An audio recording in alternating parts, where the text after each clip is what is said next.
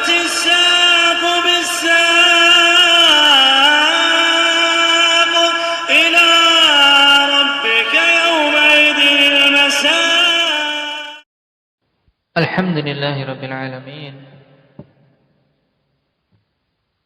والصلاة والسلام على المبعوث رحمة للعالمين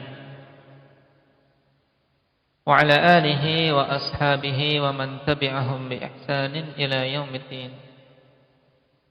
Amma ba'd. Pembahasan kemarin berhubungan dengan wasatiyah ahli sunnati wal jamaah dalam bab apa? Iqbal. Perbuatan apa?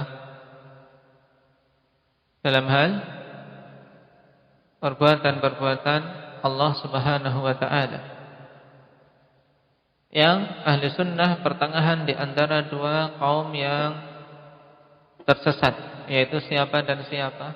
Nafi'.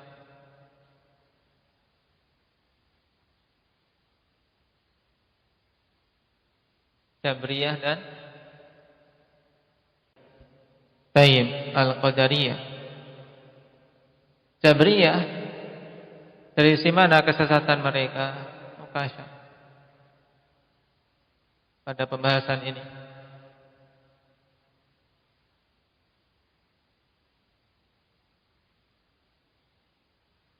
Mereka hulu dalam menetapkan perbuatan-perbuatan Allah Subhanahu wa ta'ala, sehingga melampaui jalan yang benar. Kenapa? Karena dikarenakan hulu tersebut mereka menetapkan bahwasanya semua perbuatan-perbuatan manusia itu adalah perbuatan Allah. Sehingga manusia itu tidak punya apa? Menurut orang-orang Jabriyah, Indak Rifki, tidak punya keinginan, tidak punya pilihan sama sekali.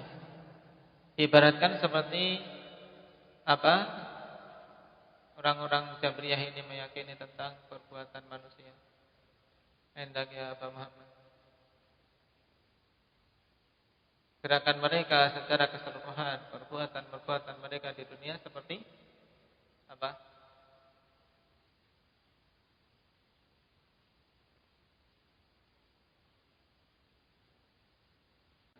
Seperti gerakan seorang yang gemetar, dalam artian tidak mampu untuk berbuat apa-apa, getar sendiri tanpa ada keinginan dia.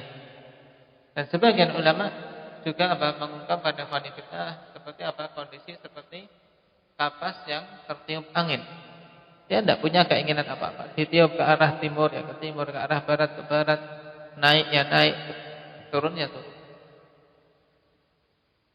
Baik. Jadi menurut mereka perbuatan hamba itu ya perbuatan Allah. Sehingga ketika mereka melakukan kemaksiatan, maka hakikatnya itu adalah perbuatan Allah, dan ini merupakan kesesatan yang nyata. Kebalikan dari Jabriyah siapa? Talha. Qadariyah, apa keyakinan mereka dalam masalah ini?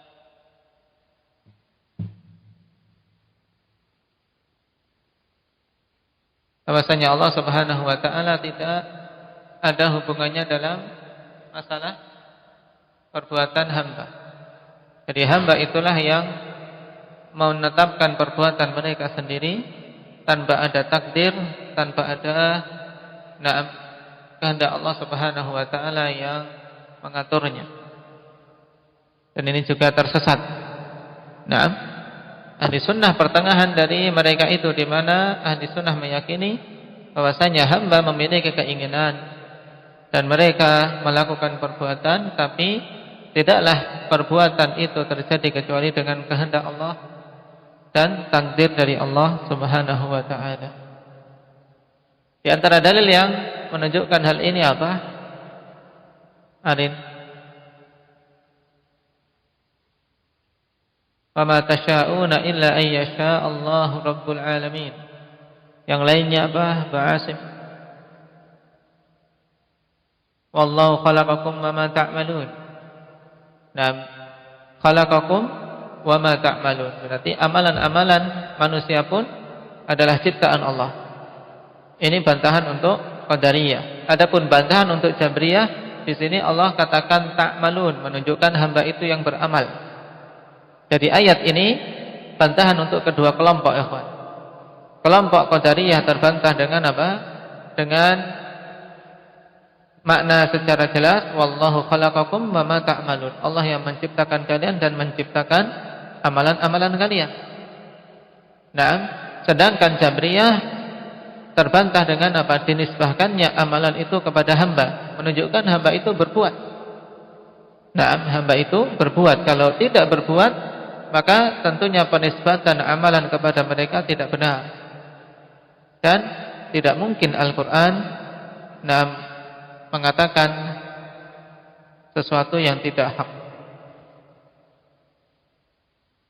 Sekarang kita masuk pada poin yang ketiga. Salisan, wa ahlus sunnati wal jama'ati wasatun fi babi wa'idillah. Dan ahli sunnah itu pertengahan dalam bab wa'idillah. Apa yang dimaksud dengan al-wa'id? Disebutkan oleh al-alama al-Fauzan hafizahullah ta'ala, al-wa'idu at-takhwifu wat-tahdid. Yang dimaksud dengan wa'id adalah takhwif, yaitu menakut-nakuti, dan tahdid, yaitu ancaman. Intinya apa? Ancaman yang Allah Subhanahu wa taala berikan pada hamba-hamba yang keluar dari aturan Allah Subhanahu wa taala, dengan neraka, dengan hukuman dan azab. Baik. Wal muradu huna an-nususul lati fiha tawa'udun lil 'usati bil 'adzabi wan nakal. Dan yang dimaksud di sini adalah nas-nas yang padanya ancaman dari Allah Subhanahu wa taala untuk orang-orang yang bermaksiat dengan azab dan hukuman. Baik. Nah, ahli sunnah ya ikhwani fillah dalam mensikapi nas-nas yang seperti itu, mereka pertengahan antara siapa? Bainal murji'ati wal wa'idiyah minal qadariyati wa ghairihim, antara orang-orang murji'ah dan orang-orang wa'idiyah dari kalangan qadariyah dan selain mereka. Baik, yarhamukum. Siapa itu murji'ah dan siapa itu wa'idiyah? Al-murji'ah nisbatun ilal irja' wa huwa ta'khir. Naam, murji'ah itu nisbah kepada al-irja'. Arja'a yurji'u irja'an. Naam, yaitu mengakhirkan. Kenapa dinamakan dengan murji'ah? Summu bidzalika li'annahum akharul a'mala 'an musammal iman. Mereka dinamakan demikian dikarenakan mereka mengakhirkan amalan-amalan dari cakupan penamaan iman. Jadi menurut orang-orang murji'ah, amalan itu tidak masuk dalam apa? Dalam cakupan istilah iman. Nah, ketika mereka mengartikan iman, amalan menurut mereka tidak masuk. Paham sampai sini? Maksud perkataan Syekh, akharul a'mal an musammal iman. Haitsu za'amu anna murtakibal kabirati ghairu fasik. Di mana mereka menyangka bahwasanya pelaku dosa besar tidaklah fasik. Tapi menurut mereka pelaku dosa besar adalah orang-orang yang beriman dengan keimanan yang sempurna. Kenapa? Karena amalan tidak punya pengaruh dalam keimanan. Selama dia menyatakan iman kepada Allah dengan hati dan lisannya, maka itu cukup. Paham? Jadi amalan menurut orang-orang murji'ah ikhwanifillah tidak berpengaruh. Dia beramal baik dan beramal buruk sama saja. Ini konsekuensi pemahaman murji'ah. Jadi keimanan Abu Bakar ikhwanifillah dengan keimanan pelaku-pelaku maksiat dari kalangan kaum muslimin itu menurut mereka sama. selama dia itu mukmin. Naam. Wa qalu la yadurru ma'al imani dhanbun kama la yanfa'u ma'al kufri ta'atun. Mereka mengatakan bahwasanya tidak bermudarat suatu dosa bersamaan dengan adanya iman. Jadi dosa itu tidak punya mudarat, tidak punya dampak selama dia masih ada keimanan. Paham, Nafi'? Ini keyakinan Murji'ah. Pokoknya kalau dia sudah mengakui keimanan, tidak bermanfaat, tidak bermudarat dosa-dosa yang dia lakukan.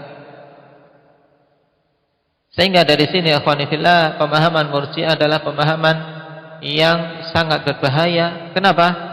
Karena dengannya terbuka pintu yang sangat luas bagi orang-orang yang mengaku muslim untuk melakukan dosa-dosa. Kenapa? Karena melakukan dosa menurut mereka tidak masalah selama dia mukmin, selama dia beriman menurut orang-orang Murji'ah ini. Kama la yanfa'u ma'al kufri ta'ah, sebagaimana tidak bermanfaat bersamaan dengan adanya kekufuran suatu ketaatan. Nah, atau lebih mudahnya, kama la yanfa'u ma'al kufri ta'ah, sebagaimana tidak bermanfaat suatu ketaatan bersamaan dengan adanya kekufuran pada orang tersebut. Kalau dia kufur, nah, pokoknya melakukan ketaatan apapun tidak bermanfaat. Baik. Poin yang kedua, benar atau salah berarti? La yanfa'u ma'al kufri ta'ah. Benar. Nah, di sini kias mereka akhwani fillah yang keliru. Mengkiaskan tidak bermanfaatnya suatu ketaatan bersamaan dengan adanya kekufuran pada seseorang. Dikiaskan dengan apa? Tidak bermudaratnya suatu dosa bersamaan dengan adanya keimanan. Ini kias yang sangat jauh perbedaannya. Kias yang batil. Dikatakan oleh para ulama qiyas fasidun i'tibar. Karena seorang yang kafir memang ketaatan tidak bermanfaat sama sekali. Sebab syarat utama diterimanya suatu ketaatan kalau ada iman. Naam. Qala fa indahum ana murtakibal kabirati kamilul iman ghairu mu'arradin lil wa'id. Maka di sisi orang-orang Murji'ah, pelaku dosa besar adalah orang yang sempurna keimanannya, tidak terancam dengan nas-nas yang ada ancaman azab padanya. Fahum tasahalu fil hukmi 'alal 'asi. Nah, mereka bermudah-mudahan dalam menghukumi orang yang bermaksiat. Menurut mereka orang bermaksiat hukumnya apa? Hukumnya apa, Nabil?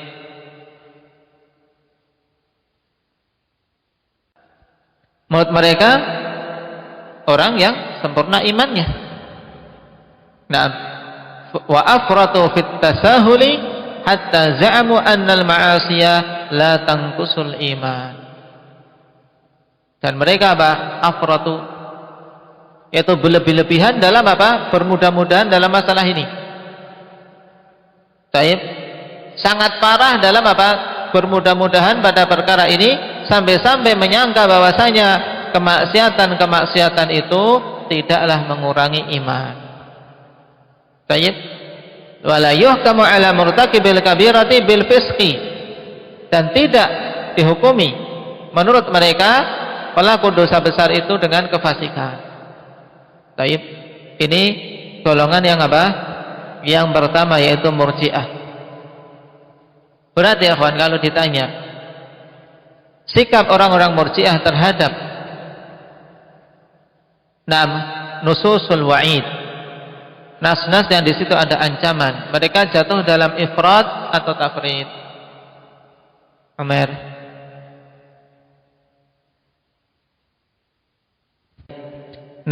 Terjatuh dalam tafrid.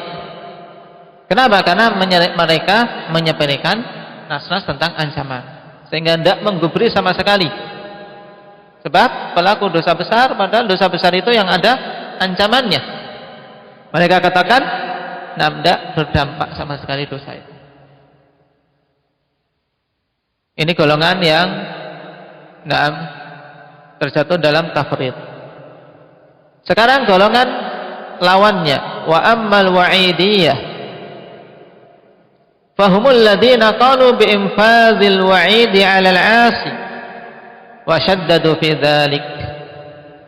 Adapun wa'idiyah, maka mereka itu adalah orang-orang yang mengatakan bahwa harus terlaksana ancaman itu atas orang yang bermaksiat. Jadi ancaman itu yang diancamkan pokoknya harus terlaksana, harus betul-betul diwujudkan pada orang yang melakukan kemaksiatan. Sehingga ketika mendengar ayat wa may yaqtul mu'minan muta'ammidan fajazaohu jahannam khalidan fiha, maka mereka mengatakan, oh, pasti dapat neraka. Pembunuh sengaja mesti masuk neraka. Baik, dan semua dosa-dosa yang ada ancaman menurut mereka pasti pelakunya itu mendapatkannya. Baik, dan tidak berhenti sampai di sini, wasyaddadu fi dzalik, dan mereka sangat keras dalam masalah itu, hatta qalu inna murtakibal kabirati idza mata wa lam yatub fahuwa mukhalladun finnar. Bahwasanya pelaku dosa besar apabila mati dan tidak bertaubat, maka dia kekal di dalam neraka. Wa hakamu bi khurujihi minal imani fid dunya, dan mereka menghukumi dengan keluarnya pelaku dosa besar itu dari keimanan di dalam kehidupan dunia ini. Jadi dihukumi pelaku dosa besar menurut mereka keluar dari koridor iman, tidak beriman lagi, berarti kafir. Dan wa'idiyah ikhwani fillah, masuk di dalamnya dua golongan besar, yaitu al-Khawarij dan Mu'tazilah. Khawarij secara tegas pelaku dosa besar kafir di dunia dan kekal di neraka. Cuman Mu'tazilah mereka tidak gentle. Mereka tidak berani untuk menghukumi kafir. Tapi di akhirat mereka sama hukumnya dengan apa yang ditetapkan oleh orang-orang Khawarij, yaitu apa? Kekal di dalam neraka. Baik. Jadi pelaku dosa besar di sisi Mu'tazilah kekal di neraka, walaupun di dunia tidak berani mengatakan kafir, tapi mereka tetapkan suatu kebid'ahan yang belum pernah ada sebelumnya, yaitu mereka tetapkan dengan istilah manzilah bainal manzilatain. Pelaku dosa besar itu di dunia kedudukannya manzilah bainal manzilatain, ada di suatu tempat di antara dua tempat, tidak muslim, tidak kafir, tapi tengah-tengah. Dan ini bid'ah yang jelas di dalam akidah. Lalu ahli sunnah bagaimana? Wa ahlu sunnati wal jama'ati tawassatu bainat tarafain. Dan ahlu sunnah wal jamaah mereka pertengahan di antara dua golongan yang saling berlawanan itu. Faqalu inna murtakibal kabirati athimun wa mu'arradun lil wa'id wa naqisun iman. Maka mereka mengatakan sungguhnya pelaku dosa besar itu berdosa. Mu'arradun lil wa'id, terancam dengan ancaman-ancaman yang ada dalam nas. Wa naqisul iman, dan seorang yang imannya kurang. Wa yuhkamu alaihi bil fisqi, dan dihukumi dengan kefasikan. La kama taqulul murji'ah innahu kamilul iman wa ghairu mu'arradin lil wa'id. Tidak sebagaimana yang dikatakan oleh orang-orang Murji'ah bahwasanya pelaku dosa besar itu sempurna imannya dan tidak terancam dengan nas-nas yang ada ancaman padanya. Ini jelas. Kenapa? Karena begitu banyak dalil-dalil ancaman dan banyak dalil-dalil yang menunjukkan berkurangnya iman dikarenakan dosa-dosa. Kalau kurangnya amal saja menjadikan sebab berkurangnya keimanan, apalagi kalau sampai menempuh dan melakukan dosa-dosa besar. Nah, di antara bukti yang menunjukkan bahwasanya keimanan berkurang dengan kurangnya ketaatan apa? Mbak Asim. Hadis tentang kurangnya iman pada para wanita. Dihukumi bahwasanya mereka naqisuddin, kurang agamanya. Nah, kenapa? Nah, amma nuqsanu diniha. Nah, adapun kurangnya agama dari wanita itu kenapa? Li'annaha idza hadat lam tusalli wa lam tasum. Apabila dia haid, dia tidak salat, tidak pula puasa. Nah, menunjukkan kurangnya ketaatan juga berpengaruh pada iman. Padahal mereka ini meninggalkan itu karena apa? Karena memang tidak boleh. Cuma tetap dengan berkurangnya suatu ketaatan yang dilakukan, ini akan berdampak pada keimanan. Baik. Apalagi kalau sampai melakukan dosa-dosa. Walakinnahu yakhruju minal iman, walakinnahu la yakhruju minal iman. Akan tapi pelaku dosa besar itu tidak keluar dari keimanan. Wala yukhalladu fin nari in dakhalaha, dan tidak akan dikekalkan di dalam neraka apabila masuk ke dalamnya, dikarenakan dosa yang dia lakukan. Fahuwa tahta masyiatillahi in syaa'a 'afa anhu wa in syaa'a 'adzabahu biqadri maksiyatih. Maka dia itu berada di bawah kehendak Allah Subhanahu wa taala. Jika Allah menghendaki maka Allah akan ampuni dia, dan apabila Allah menghendaki maka Allah akan azab dia sesuai dengan kadar kemaksiatannya. Dan ini jelas. Tsumma yakhruju minan nar, kemudian dia akan keluar dari neraka setelah diazab sesuai dengan kadar dosanya. Ini bagi siapa? Bagi orang yang ada keimanan tapi terjatuh dalam dosa-dosa. Akan keluar dari neraka wa yadkhulul jannah, dan masuk ke dalam surga. La kama taquluhul wa'idiyah bi khurujihi minal iman wa takhlidihi finnar. Tidak sebagaimana yang dikatakan oleh wa'idiyah, yang mereka mengatakan keluarnya pelaku dosa besar dari keimanan dan kekalnya dia di dalam neraka. Baik. Dari sini ahli sunnah wal jamaah mengambil dua prinsip dalil, mengambil dalil-dalil tentang ancaman, tapi tidak mengesampingkan dalil-dalil tentang luasnya rahmat Allah dan ampunannya. Naam, yang diistilahkan dengan al-wa'd. Karena nas-nas dalam masalah ini terbagi jadi dua, yaitu al-wa'du wal wa'id. Wa'd yaitu tentang apa? Janji-janji pahala. Al-wa'id tentang apa? Ancaman-ancaman. Nah, fal murji'atu akhadhu bi nususil wa'di. Maka dari sini kita ketahui Murji'ah itu mereka hanya mengambil nas-nas tentang wa'd, tentang apa? Tentang wa'd. Apa tadi wa'd? Apa Hudzaifah? Janji-janji pahala dan rahmat serta ampunan.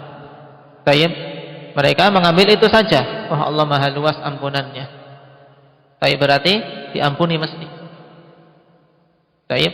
Wal wa'idiyah akhadhu bi nususil wa'id. Sedangkan wa'idiyah mereka hanya mengambil nasas tentang wa'id. Tentang apa ini wahyu? Ancaman saja.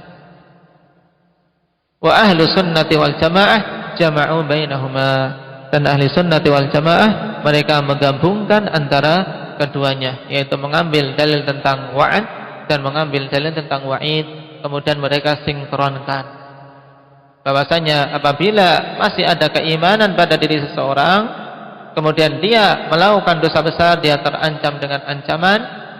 Apabila Allah menghendaki akan dimasukkan ke dalam neraka, apabila Allah menghendaki untuk diampuni maka dia akan diampuni.